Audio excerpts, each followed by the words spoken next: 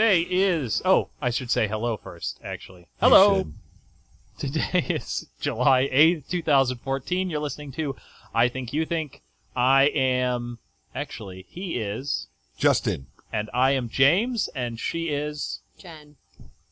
That's now, my real name. Who is Jenn? Now we don't really know whose is. Need to go watch the episode before this. And you will figure it out. It's true. Anyway, we are your hosts. We carry no credentials worth noting.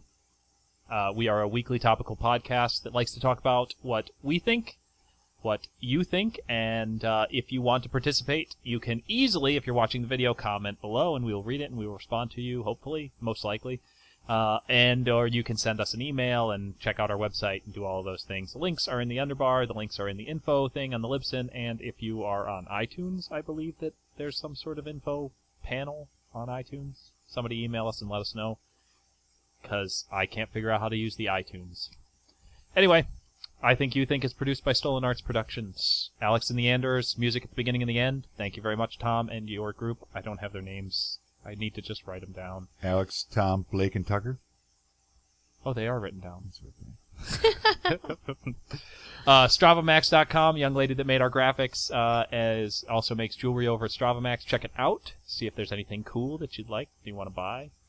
And make sure you like and share the podcast, vidcast, anything else that you want to like and share within reason. I know we all like James and potentially his beard, but you can't really like and share it, no matter how many times you push the button. Anyway, we also have an I Drink, You Drink in 3 weeks now. That is end correct. of July. I don't know what the date is, but it is at the end of July. And we are doing the topic of... hypothetical questions. There you go. He knows. I knew. I just was testing him. So, thanks for joining us. We're going to talk about Solar Roadways. We're going to talk about alternative energy sources. Yes. And I kind of wanted to start this off because, you know, everyone knows who watches this show, and James, I know, knows. I love Cosmos, the TV show. And at the end, on the last episode, have you seen any of the Cosmos? I am not familiar with Cosmos. Oh, with Neil deGrasse Tyson? There it is. That's the... So it'd actually be really good to watch with your son. There's a lot of amazing science stuff on there. Amazing is an understatement. Yeah, I have to check that out. Yeah.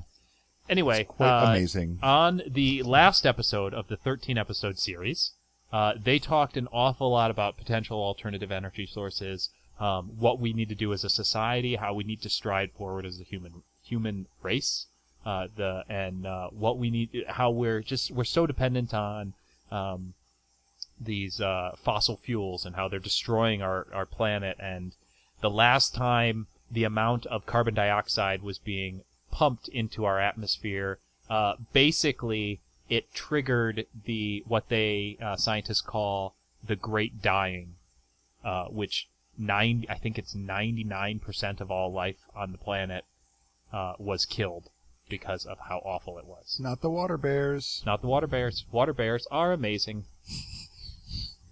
500 million years old or so, ish. 520, I think. So, they're the greatest thing ever. Google it. Anyway, do it. So they were talking about alternative energy sources, and one of the biggest ones that they talked about was the one that is overhead every day, which is the sun. Oh, I thought you meant my ceiling. It powers us all. Powers all life. It does. It does. The entire planet, every single amount of energy that we have is provided by the sun via a lot of middlemen, basically. Exactly. And so it's really how do we get that energy and turn it into the energy for our society. Plants have been doing it since plants began, and I'm not going to even guess at how many millions of years because I'll be wrong. Check it out. Or there will be a little info bar here that I've now Googled and put up there. So, there you go. Alternative energy sources, but let's start with solar roadways. Solar freaking roadways. It's a very exciting idea. It indeed, and I hope that video is on YouTube because then I can link to it right in the... It was YouTube, yes. Okay, so then there's the link for it if you want to go watch it. It's, 7 minutes long? 8 minutes long? It's not that long. It'll give you all the information you need to know about Solar Roadways. So, first impressions, Solar Roadways. awesome. The first thing I thought watching it is how long it would take to actually get to the point where we're actually utilizing that. Right, execution. Right, in a big way. But they mentioned in a video that we kind of watched to catch up a little bit on it ourselves before we started recording this, that it starts with, parking lots and driveways. Individuals Private putting the money in. Right. But one of the things they mentioned in there is that if we did get to the point that all the roads presently in America were covered, it would be 3 times the electricity that we presently use as a country, which is a lot of electricity. Yeah. That's a lot. So you don't even need to get there to, fully done for us to start breaking even. Even if they just did it in major metropolitan areas. Right. That would be a huge, dent right there. That's where most of the energy is used anyway. Definitely. And they have all the LEDs built in, which is really neat. So you could change traffic lanes, put warnings on there, decorate your driveway, welcome home, Bob, whatever. A lot of neat functionality. They have it built. They have a way to build them so if you're in an area where it snows, the snow will never stick, ice will never stick. Right, there's a slight heating element to it. So to keep it just above freezing so that the snow doesn't actually freeze. It'll never build up. Along the sides of the roads, the design they have will be so that power lines, instead of running from pole to pole, they'll actually run underground, one less thing above ground. Right, and it said DSL lines. It said basically any utility line work will have a channel built in under this. It is the future. Mm-hmm. It is a pretty cool idea. Yeah. Yeah. Well, one of the things that I thought about upon watching the video is, what would the initial cost be like for something, to start developing that, and how does that compare? That's one of the questions that comes to mind. The cost for producing that versus the cost for producing a traditional roadway. I know it's going to pay for itself over time with the initial investment. And then I was also just kind of thinking, obviously that would be a huge change to the road construction industry and what kind of process is going to need to take place to basically change that workforce over to what is a very different new technology. Right. Yeah, there's lots of things that you can talk about in regards to it. One of the things, kind of leaping off of what you just said, while it would create a lot of jobs to build them, it would you would lose jobs as well of people who, they wouldn't need to be, resurfaced as often. And so because of that, you would potentially need a smaller workforce once they're put up. Obviously. I'm sure there's maintenance involved in them as well. Oh, yeah. Yeah. And just managing, like you were saying about the, the LEDs and line work and whatnot. I'm sure there would have to be a workforce or there's got to be a center for that where all of that is happening. And probably many different ones around, local. Because it could develop a new industry. I think a lot of times, though, when something innovative like this comes up, that is one of the biggest hurdles is the industry that's going to lose business. Right. They make a lot of money. They have a lot of power. They don't want to lose either of those things. And that is the wall that we come up against that prevents us from making that jump that we need as a society to make. We need to not be, dependent on fossil fuels. We need to be moving forward. Right. One of the things that I would compare that to, like what you were just saying, is the printing industry. And, Gutenberg invented the printing press, and it built this whole industry of book printing and periodicals and whatnot. And when the internet and computers came out, the printing industry has basically, been dying off.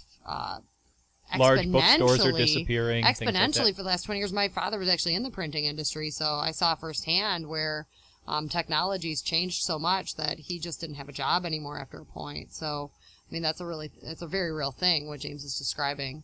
It's the same thing with when Gutenberg would have invented the printing press. There would have been eventually a lot of people who used to write by hand who suddenly didn't have anything. The scribe industry. Suddenly didn't have jobs anymore. It was cheaper to do it this way.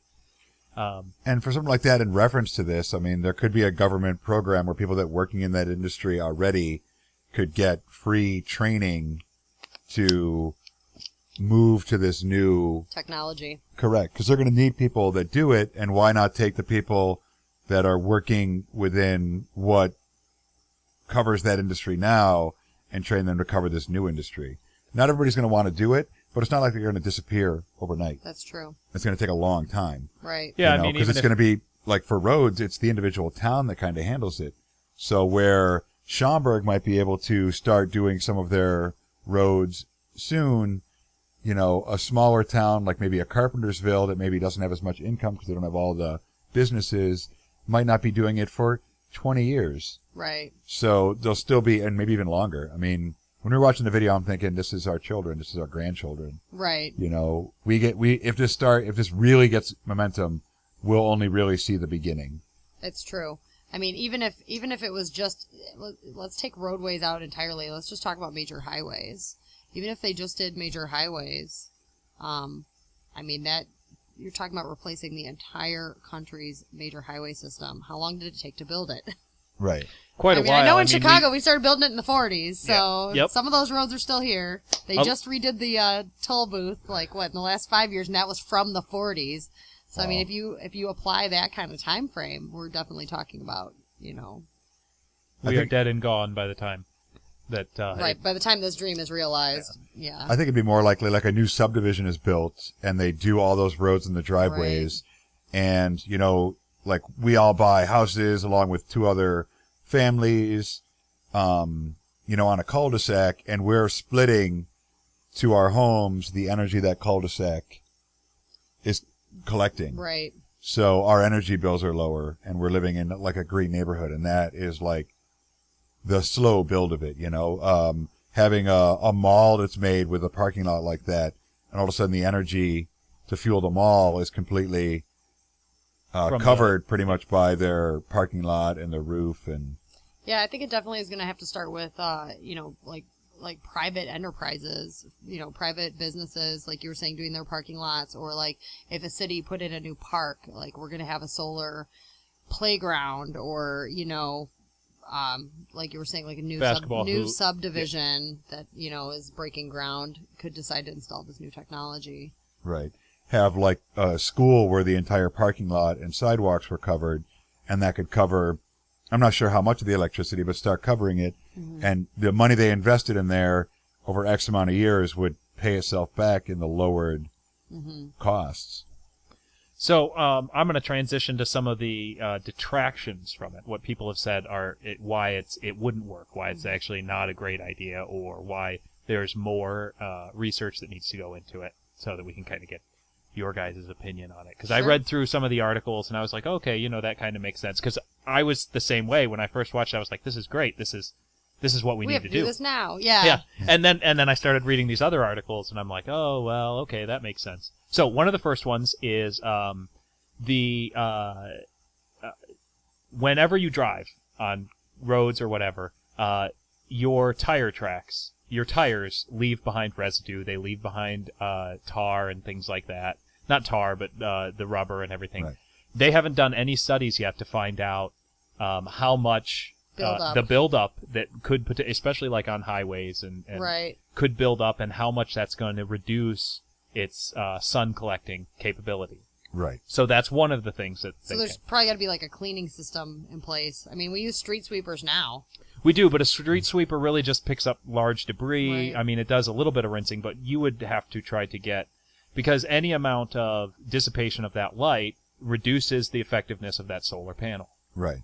So that was one of the things that they mentioned, is this very cute, wonderful, cute little couple that have started this thing and has raised $2 million in crowdsourcing it, which would be a tiny drop in the bucket. Right. I mean, there was at least one Economist article that I read that gave a number of roughly how much it could potentially cost, and it was a lot of money. Well, I mean, the federal government is already exploring it, though, as well. So, right. I mean, that's kind of a big entity right there. It would be interesting if you could come up with like an enzyme or a bacterial thing that could eat through that rubber, or transition into this is going to sound really silly, but transition into a like a magnet-driven car system in which the cars don't actually drive on. There is no wheels. The car would actually float above the surface, which there are trains that do that, and obviously they work in a different kind of technology. Right. But flying cars is a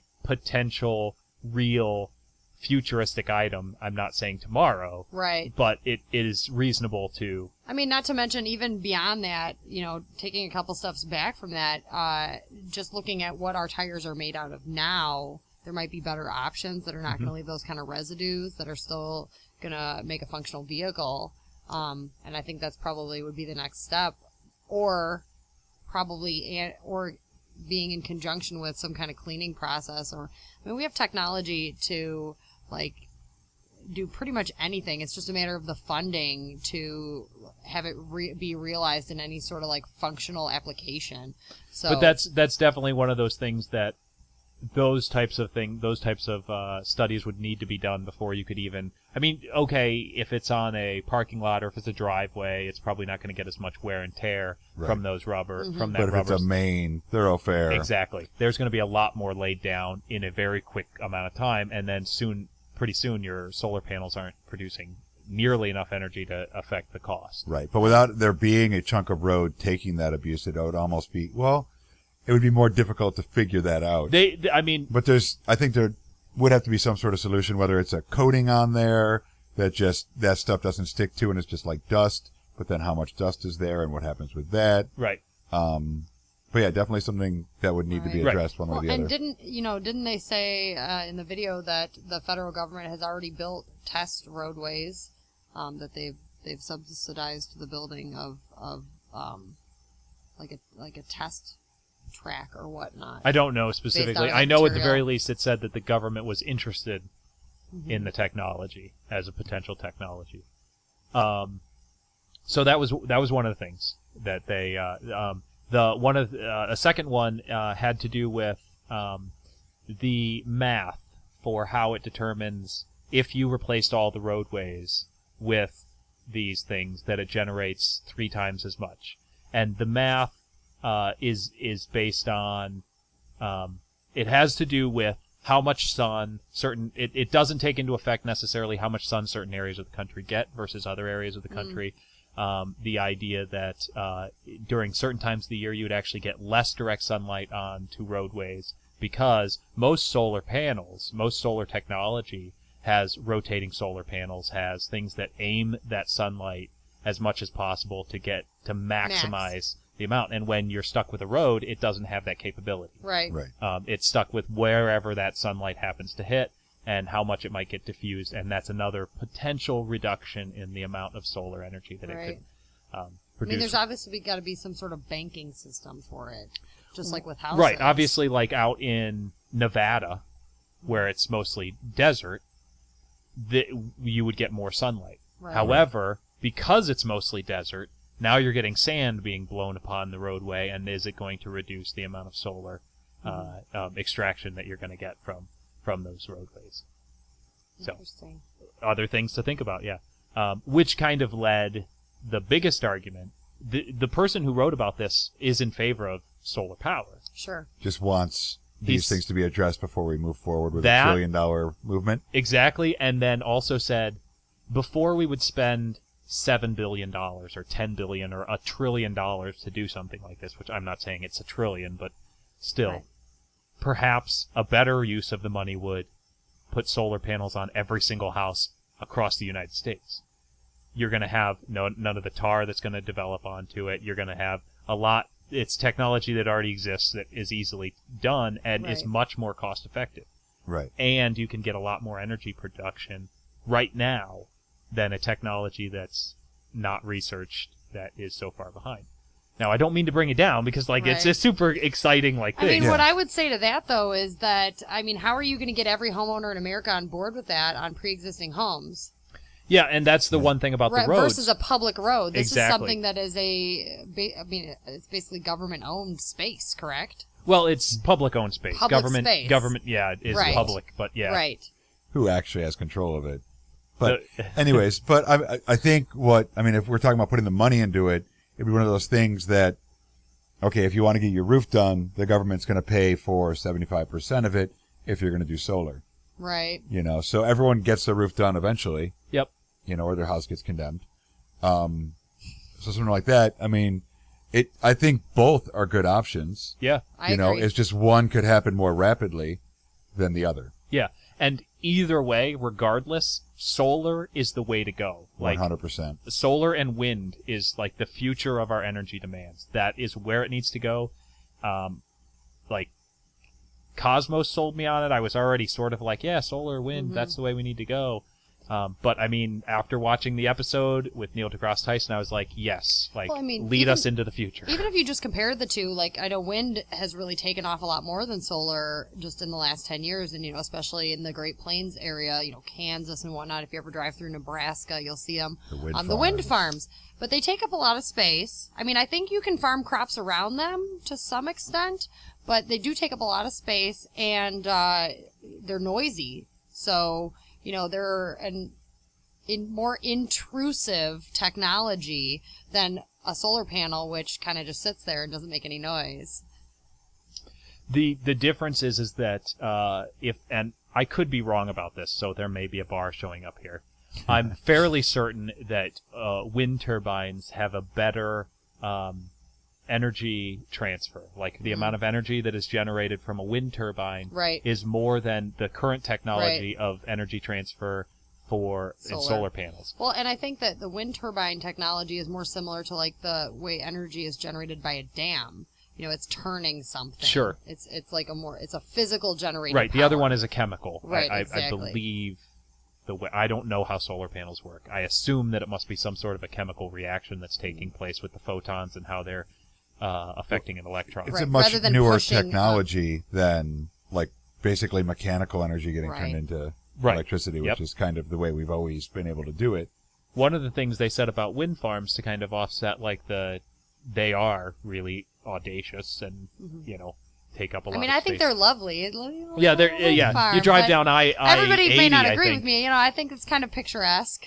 Yeah, you drive. There's a north-south Interstate 65, 95 that goes down Illinois. You get to the middle of Illinois, and there's rows of wind farms. But one of the ways that they're talking about to kind of deal with that is to do ocean wind farms. So you put up wind farms the same way, but they would be in the ocean out where first of all, the breezes are stronger, so you can generate more energy. And they're not necessarily an eyesore. So these would be obviously have to be in like shallow it's not like in the middle of the areas. Atlantic or something shallow like that. areas. I mean, I would say the problem with that is, I mean, if depending on how much you would have to talk about, you know, how much space you'd end up taking, it might like affect shipping and. The ocean is pretty big. Yeah, and if it's shallow enough to build it, they're probably not bringing the big ships through that area anyways. But it would be more expensive to build there. Yes. Yep. For sure. I would imagine there's weather issues. But I think on the front end of stuff like this, within reason, you can't be as worried about expense as effectiveness and long-term gain. Right. Because it is a jump we're making. I mean, even though these things are happening, we've had solar panels for the roofs for a really, really long time. Since the 80s, for sure. Yeah. And really the only thing with solar panels is just that the technology has continued to get better. We can transfer more of that energy into energy. You know, the goal is to get as efficient as plants. Plants transfer basically every single, as much energy as possible that they get from the sun into a chemical energy, which is their food. I mean, it turns light and water into sugars. Yeah. You know, and that's the chemical energies that it uses in order to create cellular respiration. Science. I'm not credentialed. Science. Botanist. He's got notes. You can't see them Botanist if you're listening to the here. podcast, but he has notes. But yeah, I mean, and here's the thing, and if you hung around, for those who are like, no, we should go oil all the way, and this whole global warming thing is a hoax. If you've actually hung around as long as this, there's two options when it comes to global warming. Either it's happening or it's not happening. Right? Right. True. The consensus of the scientific community is that it is happening. But it's only like, I think 97% or something. Yeah, so. So 3% could be right. Well, there's a 1 to 2%, there's like a 2% variance on most surveys, so that brings us down to 1 to 5%. Yeah, so. indeed. So 1 in 20 on the top end. So regardless of whether or not 5% survival rate. Your chances aren't that good. It's true. So, of the two different options, it's either happening or it's not happening. The other ones are that, either it's human driven or it's not. It's our fault or it's not our fault. Either way, regardless of those 4 different potential that could come out of it. Scenarios. Yeah, those scenarios. If it is happening and it is our fault and we don't do anything about it, like, it's a way worse scenario than if it's not our fault, it's not happening, and we do something about it. It's true. Valid point. And so that's the thing. Even if it's not our fault, even if it's not happening, if we change our society now, or work towards changing our society, and work towards trying to get off of fossil fuels, It's definitely not going to hurt us. it's going to hurt us financially. I mean, there will be financial aspects involved, but it's Right. way better that those small amounts of financial problems is way, way better than the entire planet going to hell. Right. Potentially. And fossil fuels are going to run out. I mean, they're virgin Eventually. resources. I mean, most our society, our energy sources are predominantly utilizing virgin resources. So it's not anything that's recycled. It's raw materials.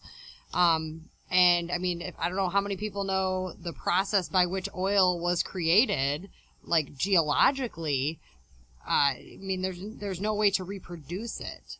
No, not in any reasonable amount of time. Right. There's Yeah. no way to reproduce, any of these, fossil fuels because it's highly condensed carbon developed over millennia.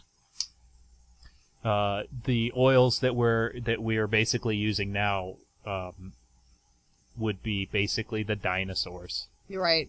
Jurassic era, So 60, Cretaceous. 65, 70, 80, 100 million years ago is Right. when that process would have started. And while they're coming up with newer technologies to get more fossil fuels out, fracking, other ways to drill even deeper. The BP issue in the Gulf was a perfect example of us digging in really strange places in order because we have we're fixated so much on this fuel. Well, it generates so It's a much money dependency. every It's a day. It dependency. generates, I don't even know, so much money. Yeah. Between the purchase of the vehicles to use it and the repairs on them and the actual purchase of gas and all the other things we use it for. It's so much money just flowing and flowing and flowing. The people that are getting that money don't want to stop. Right. Right, and that's this, and here I'm going to bring out some of my socialist evils. This is why one of the reasons why the free market scares me, because the free market is focused on what is going to make the most money and keep my customers as docile and completely complicit with my making money as possible. Regardless, I mean, you can say the free market is determined by the customers, what they want and but it's really determined by how that corporation advertises and markets to those customers to make them feel like this is a need. Because advertising, that's all it is it's generating your potential feeling that you have a need for whatever the product is. All of the social benefits that our culture has moved towards is not, the free market didn't drive that. The free market didn't drive, blacks being able to vote. The free market didn't drive women being able to vote. The free market isn't driving us getting off of a dependency on oil. Right. It's not like car companies are like, hey, maybe if we start selling cars that don't take oil, people will buy more of them. Right. They're advertising to drive a business of people wanting electric cars, but it's because Right, they're marketing to a fan base, and they've created a fan base through their marketing. Right, but the reason that the companies are starting to sell those types of cars is because of requirements set forth by what is the federal government that runs for emissions and things like that? The EPA? The EPA, thank you. The EPA's, requirements for that. Those government regulations that make the corporations that are part of this free market drive it in a way that's beneficial for the most amount of people possible. Somebody take the soapbox away from me. Well, I just want to talk for a minute about global warming in general, the way that you were discussing it earlier, and just kind of explore that concept just for just a brief moment here, because if you think about the planet on a whole and whether or not global warming is real, I mean, the most compelling argument that science has, or what that really means when you say science backs it, is that we track the average temperature of the globe. And a lot of people think, oh, it's cold this summer, global warming's not real. Well, really, when you're talking about global warming, you're talking about the average temperature of the entire planet. And if you study geology at all, there are ways through rock and through like polar ice caps and things like that to track ice cores. Right. Yep. To track the temperature over time, and it's we all know about the Ice Age, and about that we know it was a warm climate when the dinosaurs were living here, so the planet's climate has changed, and goes through peaks and valleys over millennia. But when we talk about global warming, really what we're talking about is the exponential increase of that process of the average annual temperature of the globe, really since the Industrial Revolution, when we started burning fossil fuels. Yeah, it starts changing really, really fast. Right. So we're talking about, there was one figure that I had studied when I was studying geology in college, and, they were talking about a change of, as we were coming out of the Ice Age, a change of 1 or 2 degrees in 100 years, the average annual temperature. And since the Industrial Revolution, we've basically done that in 100 years. So, I mean, I don't really think there's an argument that what else would have caused that to happen. It's kind of like where they say the thing is that a lot of the ice cores will measure how much carbon dioxide was in the atmosphere at the time that the ice, right. And there is a correlation between the larger the amount of carbon dioxide that's in the air, the higher the temperature of the Earth tends to be. Right. And so, first, ice cores can't determine what temperatures were It's in just previous, a correlation between but the there's two a things. correlation which Right. they have. You have the way science works is you can draw, if you show this correlation here, then you can I can't even think of the words I want. You can show that if it was higher, that you can say that this is how much the carbon dioxide was before, this is how much greatly it is now, Right. and we see that correlation of the temperature increasing. I mean, there's certainly no argument that we put the carbon dioxide there. That, like, we burn a carbon-based fuel, oil or coal is highly condensed carbon, and if you burn it, you put that carbon into the air in the form of smoke. So there's really no argument about where the carbon dioxide came from. It's really just whether or not that's affecting the rise of our temperature. And I mean, if you talk about the technology or the research that we're discussing, I mean, it's scientifically proven. I mean, There are those people out there that want to deny it, but There'll always be with anything, though. Right. Any argument, there'll be people out there that are trying to argue against for whatever reason. It's great because you can tell that when they made Cosmos, while it's very educational and everything, it's sending a message, and it is about we need to save our planet, basically. Right. And earlier on in the other episodes, they talk about a scientist who was studying lead, and how corporations that had a vested interest in the amount of lead In leaded gas. right. Was trying to buy him off, trying to stop his research, because it was basically what his research was saying is leaded gas is killing us. It's killing everybody. It's destroying our children, their future.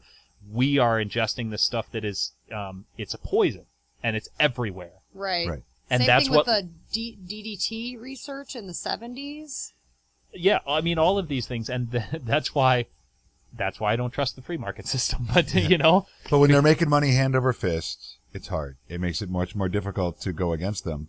Because not only are they making the money so they don't want to lose it, they have the money to buy people off or Right. whatever Well, they and need to I do. mean, when you're talking about taking down, a major corporation like that, all the people that work for them as well, they're supporting an entire system. That money or that process or whatever they're selling, whether it's harmful or not, is supporting an entire system.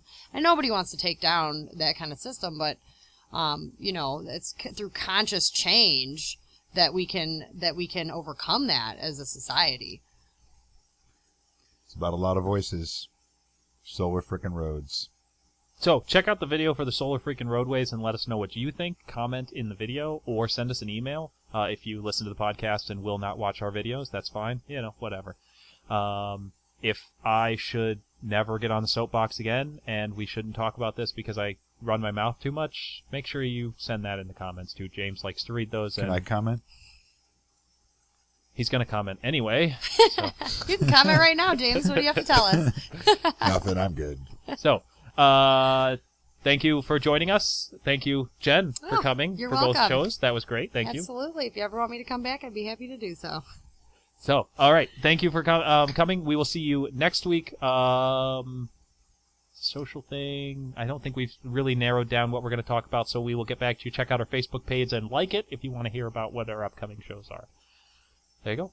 Oh, yes. We should probably... There are some posts on there about we are looking for the right kind of person to help us out with the website, things like that. So if that's something you're interested in, please send us an email if you've hung on and haven't gone away from the vidcast. In that case, why did you leave and why did you come back to watch us? Goodbye.